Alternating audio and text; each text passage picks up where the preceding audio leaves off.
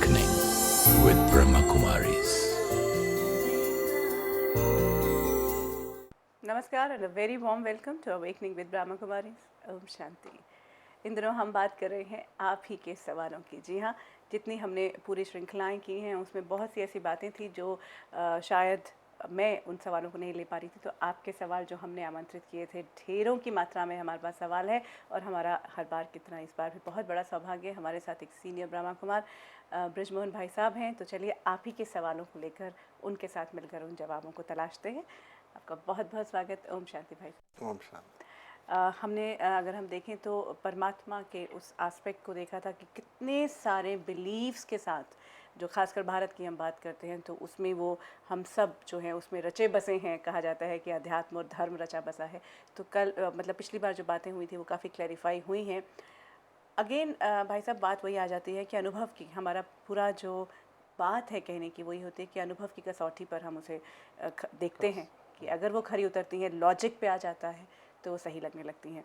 लेकिन फिर भी काफ़ी वक्त लगता है इस पुराने माइंडसेट को बदलने का। जी। एक ये मैं प्रदीप कुमार अत्री जी का सोलन से आया हुआ है, बहुत लंबा ईमेल है, काफ़ी ज़्यादा इन्होंने बातें लिखी हैं। सबसे पहले तो बात यहीं से शुरू करते हैं कि अवतार की जो बात है, दशावतार की जो बात, ये सवाल इन्हीं का ही नहीं, प्रदीप कुमार जी का, बहुत से और दर्शकों का भी है कि कहा गया है कि ईश्वर ने 10 अवतार की बात है, हर युग में अवतार लेता आया है और सिर्फ मनुष्य की योनि में ही नहीं, मत्स्य अवतार और कच्छप अवतार की भी बात है।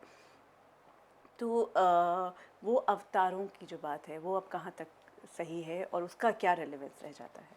ऐसा है कि परमात्मा के बारे में इतना कन्फ्यूज़न है कि मनुष्यों ने, विद्वानों ने परमात्मा के बारे में इतनी बातें बताई हैं कि आम व्यक्ति तो उससे क्लैरिफिकेशन की बजाय कन्फ्यूज़ हो गया। अब अवतार की बात लीजिए। पहली बात कि कॉमन बिलीफ ये है परमात्मा सब जगह है, ठीक है। जो अवतार को भी मानते हैं उनका भी ये बिलीफ है कि परमात्मा सब जगह है, सिवाय ब्रह्मा कुमारी के और कोई नहीं कहता कि परमात्मा सब जगह नहीं है। बिल्कुल, कण कण में भगवान है, ब्रह्मांड में भगवान है। अच्छा, अगर परमात्मा सब जगह है, फर्स्ट क्वेश्चन कि उसका अवतार कहाँ कहाँ होगा, कौन लेगा, किसके सामने लेगा, क्यों होगा, क्योंकि ऑलरेडी वो सब जगह है। तो अवतार का क्वेश्चन तब अराइज होता है अगर कोई दूसरी जगह है और दूसरी जगह आके अवतार ले। तो एटलीस्ट जिन्होंने भी ये क्वेश्चन किया है, जो भी अवतार को मानते हैं, उनको इस बात पर सोचना चाहिए क्या अब परमात्मा सब जगह भी हो सकता है और और अवतार भी ले सकता है। This is first question. वो कई कहते हैं फिर अंश अवतार लेता है कि भाई है परमात्मा बड़ा, उसमें से एक टुकड़ा उसका अवतार ले लेता है। लेकिन अगर एनर्जी कैन नॉट बी, अगर सब जगह है तो अंश भी नहीं बन सकता। अंश can only be if there is a space between the two things, है ना। हम कहें समुंदर में पानी है, उसमें से बाल्टी निकालो, अंश हो गया, ऊपर सरफेस है, हवा है। अगर पानी के अंदर ही अंदर सब जगह पानी है तो नहीं हो सकता। अब आगे चलिए, अवतार। What is the difference between birth and अवतार, ये दूसरा कन्फ्यूज़न है। जितने भी अवतार हमारी माइथोलॉजी में बताए गए हैं, एक्चुअली वो बर्थ के रूप में बताए गए हैं। परमात्मा ने, मान लो, कहते हैं श्री राम जी के रूप में अवतार लिया, एक एग्जाम्पल। उन्होंने तो बर्थ लिया जैसे और लोग बर्थ लेते हैं। तो बर्थ और अवतार का भी फर्क उनको पता नहीं है। वास्तव में परमात्मा बर्थ ले ही नहीं सकते, क्योंकि अगर वो बर्थ लें तो कोई उनके माता पिता बन जाए। वो तो सबके माता पिता परमात्मा है। तुमेव माता च पिता तुमेव, तो जो सबका माता पिता है उसके माता पिता कैसे बन सकते हैं। फिर अगर परमात्मा बर्थ ले ले तो कर्म के अकाउंट में आ जाएगा, बच्चे के रूप में पालना लेगा। तो इसलिए अवतार इज़ ए डिफरेंट थिंग। अवतार का खास शब्द इसीलिए यूज़ किया गया है कि परमात्मा अवतरित होते हैं। ये गीता में कहा गया है कि मैं साधारण मनुष्यों की तरह जन्म नहीं लेता हूँ माता के गर्भ से, मैं प्रकृति को अधीन करके अवतरित होता हूँ, मैं प्रवेश होने योग्य हूँ। अर्थात परमात्मा किसी ऑलरेडी एग्जिस्टिंग बीइंग, जो ऑलरेडी जिसकी आत्मा और उसका शरीर है, उसके बॉडी के अंदर अवतरित होते हैं, अर्थात उसका लोन लेके उसमें प्रविष्ट करके कुछ खास कार्य करते हैं। इसी को उन्होंने कहा गया है कि भगवान अर्जुन के रथ में सवार थे।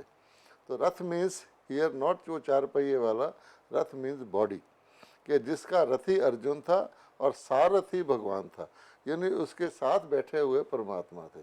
यह हुआ अवतार का मतलब। अब तीसरी बात पर आइए। अच्छा, लेकिन यहाँ मैं जानना चाहती हूँ, अपना कुछ एक काम करने के लिए ईश्वर किसी एक ऑलरेडी बीइंग का के शरीर में प्रवेश करते हैं, तो कहीं ना कहीं उनके साथ उनका कार्मिक अकाउंट नहीं क्रिएट हो गया? नहीं, ऐसा है कि ये डिपेंड करता है कि अगर आप किसी के कर्टसी गेस्ट आते हैं किसी के पास, तो कर्मिक अकाउंट नहीं होता। परमात्मा बहुत केयरफुल हैं कि क्योंकि ना वो खाते हैं, ना पीते हैं, ना उससे कुछ लेते हैं, ना उससे कुछ देते हैं, बल्कि उसको उसका कुछ ना कुछ बेनिफिट मिल जाता है। जैसे कोई पेइंग गेस्ट होता है ना, अब कर्मिक अकाउंट जब क्रिएट हो, अगर आप उसको कुछ पे ना करें, आप किसी के वहाँ पेइंग गेस्ट रहे, उसको आपने कुछ दे दिया तो अकाउंट क्लियर। तो परमात्मा आके उस आत्मा को भी पावन बनाते हैं, और उसके माध्यम से एक्चुअली उनका माध्यम लेते ही हैं दूसरों को पावन बनने का ज्ञान देने के लिए। परमात्मा का कर्तव्य मेन यही है, पतित को पावन करना। तो इसलिए उनको कोई माध्यम चाहिए। पतितों को एक ब्रोकन डाउन कार है, अब तो गैरेज में नहीं चली जाएगी, टोइंग करनी पड़ेगी। तो परमात्मा पंख टूटी हुई आत्माओं को लिफ्ट करने के लिए उनको आना पड़ता है। तो उनका एक विचित्र तरीका है, इसीलिए ये अवतार शब्द है और भारत में ही है। अब गई कितने अवतार, कई तो कहते हैं युगे युगे अवतार लेते हैं। क्यों? ये भगवान ने गीता में कह दिया, संभवामी युगे युगे। अब था है ना, परित्राणाय साधु नाम विनाशाय च दुष्टताम धर्म स्थापनाय अर्थ संभवामी युगे युगे। अब युगे युगे कह दिया तो उन्होंने कहा 4 युग हैं, तो परमात्मा के 4 अवतार होंगे। तो वास्तव में परमात्मा के 4 अवतार भी नहीं होते। क्यों? कि अगर हर युग में परमात्मा अवतार ले तो उस युग को फिर लेवल पे ले आए। मान लो सतयुग में आए, परमात्मा ने अवतार लिया, उसको फिर सतयुग ही रहने दिए, बना दिया। त्रेता में आए, पहले तो त्रेता आएगा ही नहीं सतयुग से, क्योंकि परमात्मा अवतार ले चुके हैं। तो उसके सतयुग आ जाना चाहिए। अगर आ गया तो फिर उसको रिप्लेनिश करके फिर वहाँ रखें। तो डिग्रेडेशन होना नहीं चाहिए, कलयुग आना नहीं चाहिए। इसलिए जो अब डिग्रेडेशन कंटिन्यूड है सतयुग से कलयुग तक, तो परमात्मा के अवतार सिद्ध ही नहीं होता। फॉर एग्जाम्पल श्री कृष्ण जी का अवतार वो द्वापर के अंत में बताते हैं। द्वापर के बाद कौन सा युग आता है? कलयुग। तो अगर श्री कृष्ण जी का अवतार सचमुच परमात्मा का होता, सतयुग आ जाना चाहिए था। इसलिए सारे साइकिल में एक ही ऐसा पॉइंट ऑफ टाइम है जो परमात्मा के कर्तव्य को सिद्ध करता है, वो है कलयुग का अंत और सतयुग की आदि का संधि काल, जिसको संगम युग कहते हैं। क्योंकि वहाँ पर पुरानी दुनिया का खात्मा और नई दुनिया की शुरू साबित होती है, उसके बाद नई दुनिया आती है। तो वास्तव में परमात्मा का एक ही अवतार होता है। अच्छा, अब 4 हो गए, 4 से एक आ गया किस रूप में? अब होना है अवतार कलयुग के अंत में और लाना है उनको सतयुग। तो ये कहा जाता है कि कलयुग में देवताओं की परछाई भी नहीं पड़ती। कलयुग में तो देवता भी नहीं होते जिसके रूप में परमात्मा आ जाए। कलयुग तो तमो प्रधान दुनिया है। इसलिए परमात्मा हम लेते हैं वो साधारण कलयुग ही होता है। इसीलिए कहा जाता है कि मुझ साधारण तन में आए हुए परमात्मा को मूढ़मति मनुष्य तुच्छ समझते हैं। वो पहचान नहीं पाते कि परमात्मा साधारण, क्योंकि वो श्री कृष्ण श्री राम को ढूंढते हैं। और सचमुच अगर परमात्मा आज भी श्री कृष्ण या श्री राम के तन में आ जाए किसी भी तरह, आप देखते हैं जब जन्माष्टमी होती है, छोटे बच्चे को भी कृष्ण बना दें, कितना अट्रैक्टिव लगता है। और रामलीला में श्री राम किसी को भी बना दें तो प्राइम मिनिस्टर भी उसके आके पाँव को हाथ लगाते हैं। तो इसी प्रकार से अगर सचमुच आ जाएं वो अट्रैक्टिव, तो सारी दुनिया उनके पीछे लग जाएगी। लेकिन ये भी है, परमात्मा कहते हैं जब मैं आया तो मुझे सिवाय कुछ मुट्ठी भर लोगों के, जिनको 5 पांडव कहते हैं, लोगों ने पहचाना ही नहीं। द्रोणाचार्य, भीष्म पितामह, वो सब कौरवों की लाइन में खड़े हैं। क्यों? ये साधारण रूप में थे। ये भी साबित करता है। अब क्वेश्चन है किस रूप में आए होंगे, अगर अवतार लिया तो किस रूप में? तो पहली बात यह कि परमात्मा ने किस लिए लिया? स्थापना के लिए, नई क्रिएशन के लिए। तो ये प्रसिद्ध है कि परमात्मा नई दुनिया की स्थापना ब्रह्मा के द्वारा करते हैं। किसी ने नहीं कहा परमात्मा नई दुनिया की स्थापना शंकर जी के द्वारा करते हैं, परमात्मा नई दुनिया की स्थापना विष्णु जी के द्वारा करते हैं या श्री कृष्ण जी के द्वारा करते हैं। वास्तव में श्री कृष्ण जी नई दुनिया के फर्स्ट प्रिंस हैं, वो तो परमात्मा की नई रचना है, तो परमात्मा अलग हो गए। और वैसे भी आप देखेंगे कि ब्रह्मा विष्णु शंकर को भी देव देव महादेव कहा जाता है। ब्रह्मा देवताय नमः, विष्णु देवताय नमः। इसलिए ब्रह्मा को देव नहीं कहते, आदि देव कहते हैं, क्योंकि और जितने देवता हैं किसी को बुजुर्ग नहीं दिखाएंगे। आप देखिए, क्योंकि सतयुग में परफेक्ट लाइफ होती है तो एजिंग होती है, लेकिन ओल्ड नहीं बनता व्यक्ति। कोई भी देवता ओल्ड उम्र का नहीं दिखाया जाएगा। ऋषि मुनियों को दिखाते हैं, तो ब्रह्मा को तो दाढ़ी वाला बुजुर्ग दिखाते हैं। This is another sign कि परमात्मा एक बुजुर्ग, एक ऐसे व्यक्ति के तन में आते हैं जो कलयुगी होता है। इसलिए उसका नाम आदि देव ब्रह्मा है, यानी देवताओं की आद में होने वाला। और साफ साफ गीता में लिखा हुआ है, सृष्टि की आद में ब्रह्मा जी ने यज्ञ रचा, जिससे देवता उत्पन्न हुए और वृद्धि को पाए। ये भी उसको सिद्ध करता है। तो वास्तव में गीता के भगवान निराकार परमात्मा का अवतार ब्रह्मा के तन में हुआ, जो एक साधारण रूप वाले कलयुगी व्यक्ति थे। उनको उन्होंने पावन बना के ब्रह्मा की पदवी दिलाई। लेकिन ये जो कहते हैं 4 अवतार, चलो 4 तक रहते, फिर वो कहते हैं दशावतार। अब दशावतार कैसे कर दिया? क्योंकि मनुष्यों ने पहले तो ये माना आत्मा ही परमात्मा है, फिर उन्होंने कहा कि क्यों मनुष्य की आत्मा ही क्यों परमात्मा है, पशुओं में भी तो भगवान होना चाहिए। तो उसको सिद्ध करने के लिए कि पशुओं में भी है, उन्होंने परमात्मा के अवतार पाश्विक योनियों में भी दिखा दिए, कच्छ अवतार, मत्स्य अवतार, वारा अवतार इत्यादि। इसलिए उन्होंने उसकी गिनती 10 कर दी। फिर कई 24 अवतार भी कहते हैं। अब इसका कोई लिंक तो है नहीं। इस प्रकार से ये परंपरा चली आती है। किसी भी विद्वान ने अपनी चीज़ को जस्टिफाई करने के लिए अवतारों की गिनती भी बढ़ा दी, उनका रूप भी बदल दिया। ऐसे ये चला आ रहा है। कॉम्प्लिकेटेड मामला है। बिल्कुल। तो ये एक बहुत क्लैरिटी आती जा रही है कि किस तरह से जो अवतारों की बात है, अवतरण, क्योंकि लॉजिकली देखा जाए तो जब भी अवतार हो उसके बाद सतयुग ही आना चाहिए, उसके बाद ही परफेक्ट जो है वो जीवन आ जाना चाहिए, जो हमें कभी नहीं दिखा जब भी हम अवतार की बात और करते हैं। अवतार तन में प्रवेश करके होता है, otherwise it is a birth. तो श्री कृष्ण जी की बर्थ है, श्री राम जी की बर्थ है, जिनकी भी बताते हैं। यहाँ पे ही एक इन्हीं का अगला सवाल है प्रदीप जी का ही कि क्वेश्चन अराइज होता है कि God is incapable to take birth on earth, whereas we believe that nothing is impossible for God. देखिए ऐसा है, इन्होंने क्या किया है, गॉड की पावर को उनकी लिमिटेशन के तौर पे यूज किया है। मान लीजिए कि राजधानी एक्सप्रेस दिल्ली से अहमदाबाद जाती है जी, वो छोटे स्टेशन पर नहीं रुकती गुड़गांव में, तो क्या कहेंगे कि राजधानी express is incapable of stopping eight Gurgaon? नहीं, बिकॉज राजधानी डजंट स्टॉप एट गुड़गांव। ये नहीं कि राजधानी इज नॉट कैपेबल। तो ये बात नहीं है कि परमात्मा इनकेपेबल ऑफ टेकिंग बर्थ है, लेकिन परमात्मा to take birth is a limitation. कि जो भी आत्मा इस So he दुनिया doesn't में need to take birth नहीं, actually. और एक दुनिया में कोई आत्मा आ जाएगी, बर्थ ले लेगी, तो बर्थ डेथ के साइकिल में आ जाएगी, उसको डेथ भी करनी पड़ेगी। God is above birth and death, इसलिए वो बर्थ नहीं लेते। Not that he is incapable of, but he doesn't require to take birth. That's what I mean. He doesn't need to take birth he is a actually. creator and director, not an actor in the world drama. Actors birth लेते हैं। बिल्कुल। तो ये हमें एक बहुत clarity आ जाती है कि it's his power, you know, कहीं ना कहीं वो लिमिट्स नहीं हो सकती है, बिकॉज हम कहते हैं कि he is unlimited source, unlimited source of love, peace and all the energy also. एक इनका एक और ही सवाल ये भी ले लेते हैं कि God is beyond the power of our mind and intellect.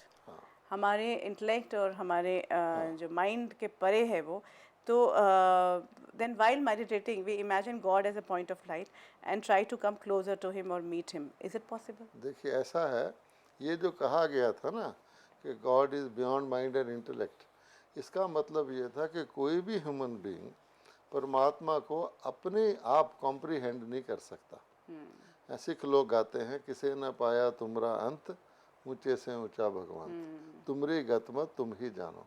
ये फैक्ट है कि क्योंकि ह्यूमन सोल्स अल्पज्ञ हैं, परमात्मा सर्वज्ञ है। ह्यूमन सोल्स की लिमिटेशन है, वो तो अपने भी पिछले जन्मों को नहीं जानते। क्या मैं जानता हूँ पिछले जन्म में मैं क्या था? ना अगले को जानता हूँ। इसलिए ह्यूमन सोल्स का गॉड के को कॉम्प्रीहेंड करना संभव नहीं है। इसलिए ये कहा गया था कि God is beyond the comprehension of the intellect of human beings. But when he comes and tell us, but when he reveals himself, एक अपने को रिवील कर दे गॉड, तो फिर तो यू कैन अंडरस्टैंड गॉड।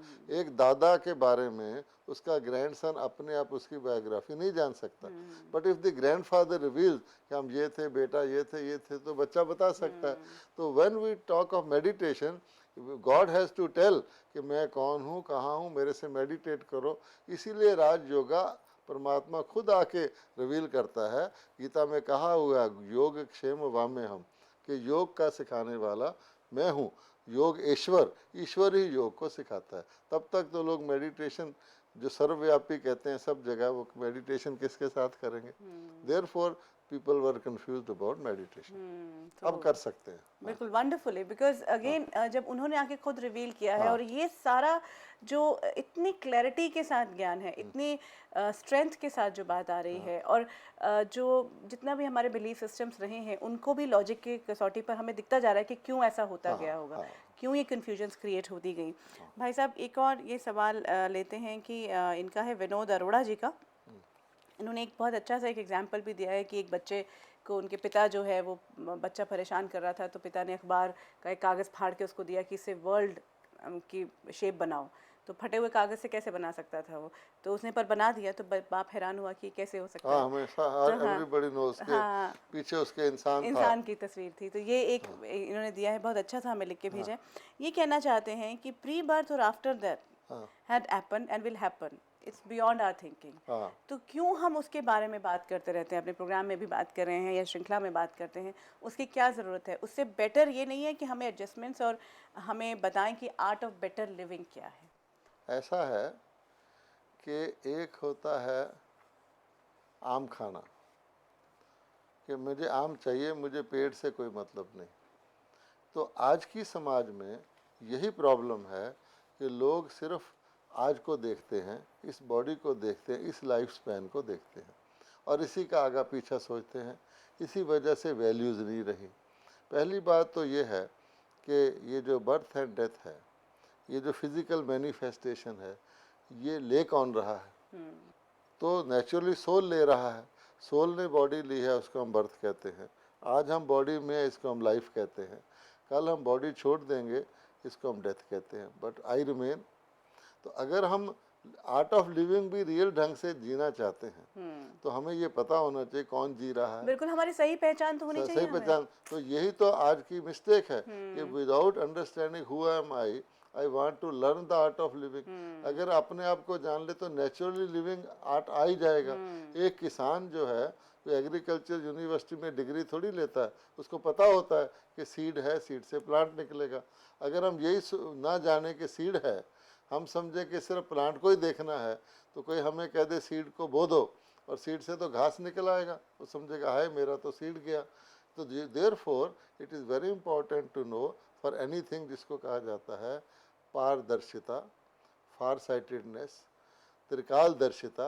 किसी भी चीज़ के पास प्रेजेंट फ्यूचर को जानकर कोई काम किया जाता है तो दूरदर्शिता होती है। ये सिर्फ दूरदर्शन टीवी को ही नहीं कहते, आत्मा को दूरदर्शिता होनी चाहिए।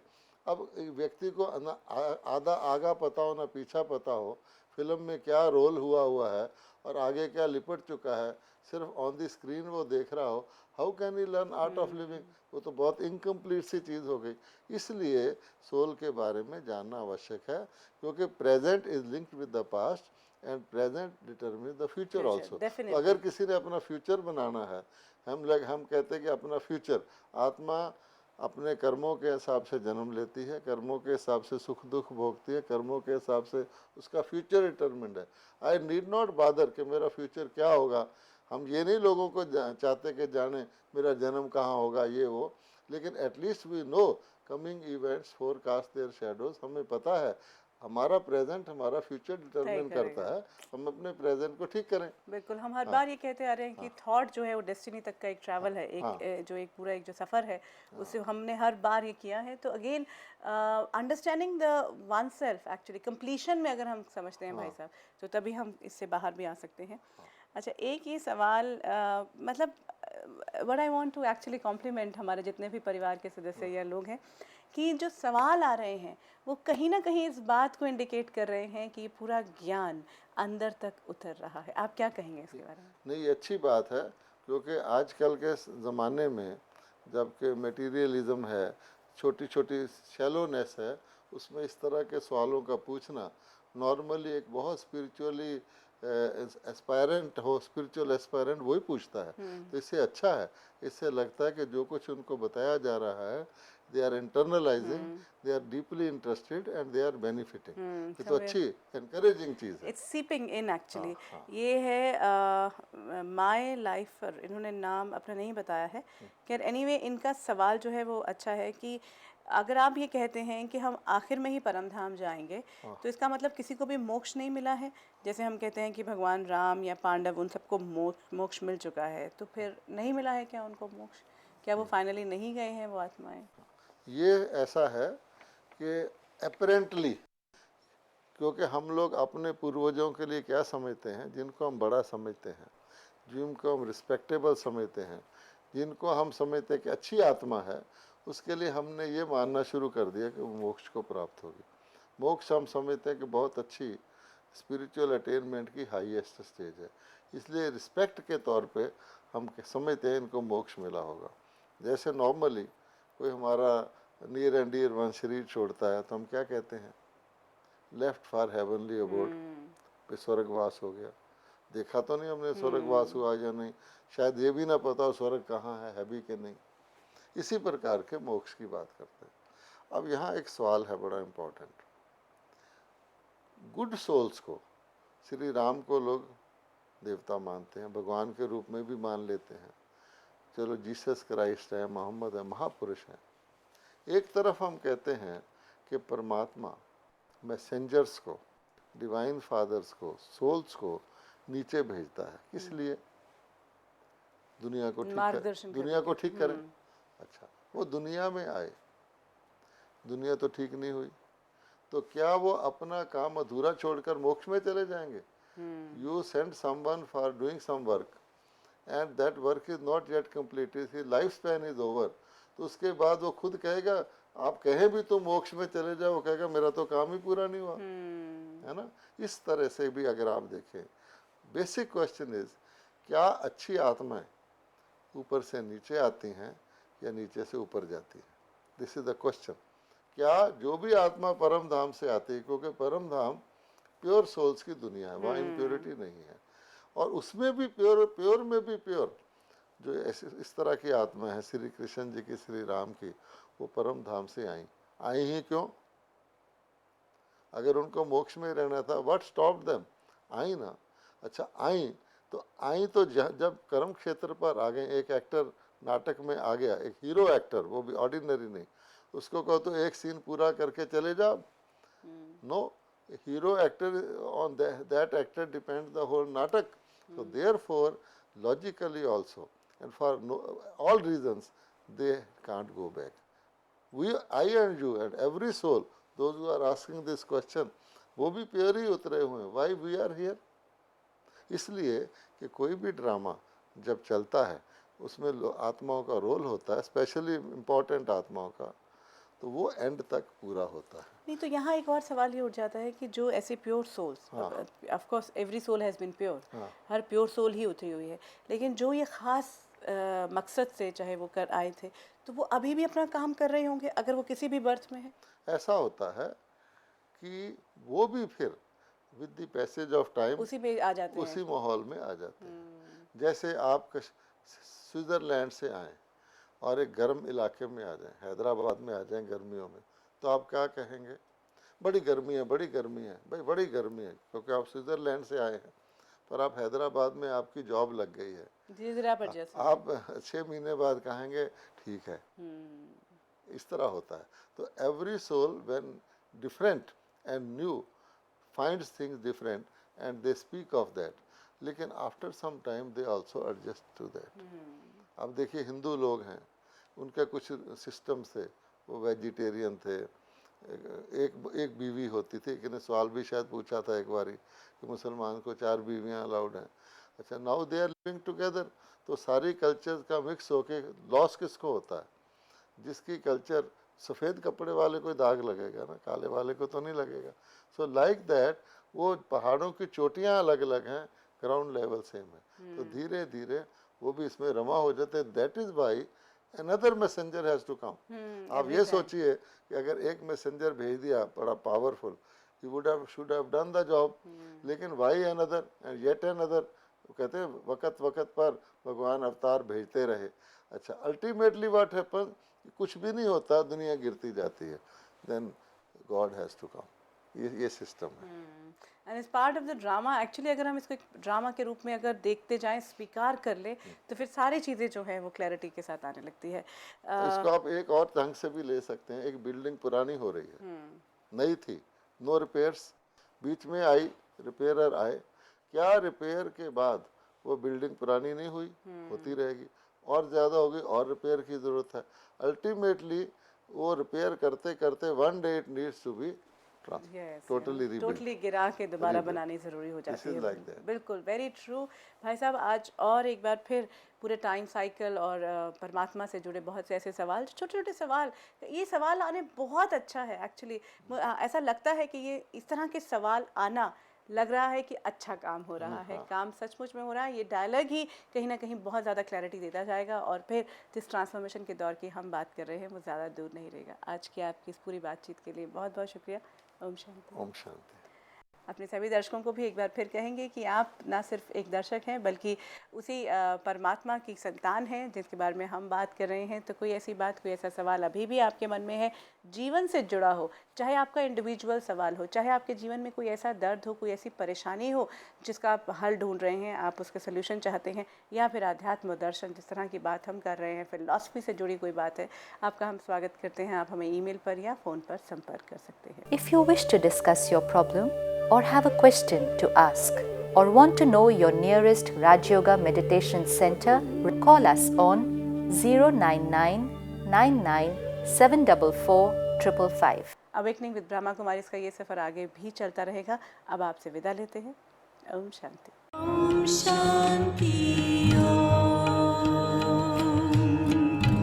I'm a peaceful soul. Om Shanti Om. I'm a peaceful soul. ये ध्वनि मंगल ध्वनि है। ओम शांति ओम। This